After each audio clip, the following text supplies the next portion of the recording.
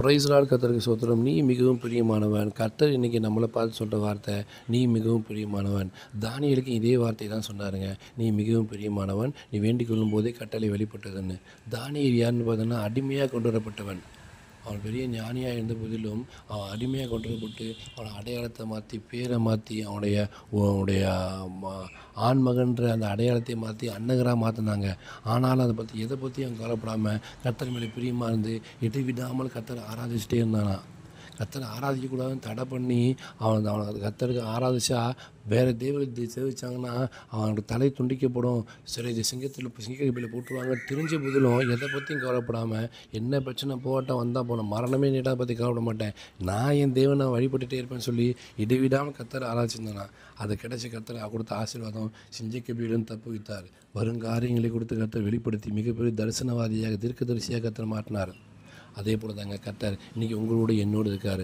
நம்ம மேலே கர்த்தர் பிரியமாக இருக்கார். உங்களையும் என்னையும் கர்த்தர் ஆசீர்வதிக்க விரும்புகிறார். நம்ம என்ன பண்ணணும்? இடைவிடாமல் ஆராதிக்கணும். நேற்று மட்டும் ஜெபம் பண்ணேன், இன்றைக்கி மட்டும் ஜெபம் பண்ணேன் அப்படின்னு சொல்லி சோர்ந்து போகாத படிக்கு சின்ன பிரச்சனை போட்ட வந்துச்சுன்னா முன்னே சோர்ந்து போய் எனக்கு மட்டும் ஏன் சோதனை வருது, என் கூட கர்த்தர் இருக்காரா இல்லையா, என் ஜெபத்தை கேட்குறாரா இல்லையான்னு சொல்லி என்ன பண்ணுறோம்? பின்மாறி போயிடுறோம். ஆலயத்துக்கு போகாமல் விட்டுறோம், ஜெபிக்காமல் விட்டுறோம், கர்த்தர் சம தேடாமல் விட்டுறோம். அப்படி இல்லாதபடிக்கு என்ன பிரச்சனை கர்த்தர் கூட உண்மையாக தேட என்ன பண்ணுவோம்? பிரச்சனைகள் போராட்டங்கள் வரோம். உலகத்தில் உபத்திரம் உண்டு, ஆனாலும் ஜனங்களும் உலகத்தை ஜெயித்துன்னு சொன்ன தேவன். உலகத்தில் பிரச்சனைகள் போராட்டங்கள், கண்ணீர், கவலைகள், நஷ்டங்கள், அவமானங்கள், எவ்வளோ குடும்பத்தாரை சத்துருக்குன்னு சொல்லிருக்கல, குடும்பத்தாரை எதிராக எழும்புவாங்க.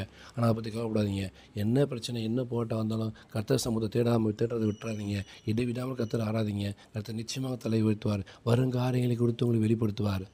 உங்கள் குடும்பத்தில், சபையில், இருக்கிற இடத்துல என்னென்ன வரப்போகுதுன்னு சொல்லி வருங்காரியங்களை கொடுத்து உங்களுக்கு வெளிப்படுத்தி உங்களை தீர்க்கதரிசியாக மாற்றுவார். கர்த்தர் உங்கள் மேலே பிரியமாக இருக்கிறார். கர்த்தர் நிச்சயமாக உங்களை ஆசீர்வதிப்பார்.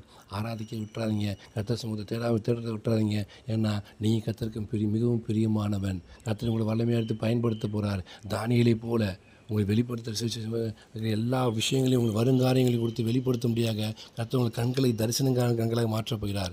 நிச்சயமாக ஆசீர்வதிப்பார். இன்றைக்கி இருக்கிற சூழ்நிலை கண்டு சோர்ந்து போயிடாதீங்க. இன்றைக்கி எதை பற்றியும் கவலைப்படாதீங்க. கர்த்தர் உங்களோட இருக்கார். உலகத்தில் இருக்க எல்லாரையும் காட்டிலும் உங்களோட தேவன் பெரியவர். கர்த்தர் யாரை நேசிக்கிறார் இல்லையோ உங்களை நேசிக்கிறார். நீ மிகவும் பிரியமானவன் வார்த்தையை கொடுத்து இன்றைக்கி உங்களை ஆற்றுகிறார், தேற்றுகிறார், தைரியப்படுத்துகிறார். தரிசனவாளியாக தானியேலை போல தீர்க்கதரிசியாக உங்களையும் மாற்ற போகிறார். விசுவாசமாக இருங்க. இந்த வார்த்தை அப்படியே உங்கள் வாழ்க்கை நடக்கப்பெறுவதாக ஆசீர்வதிப்பார். ஆமென்.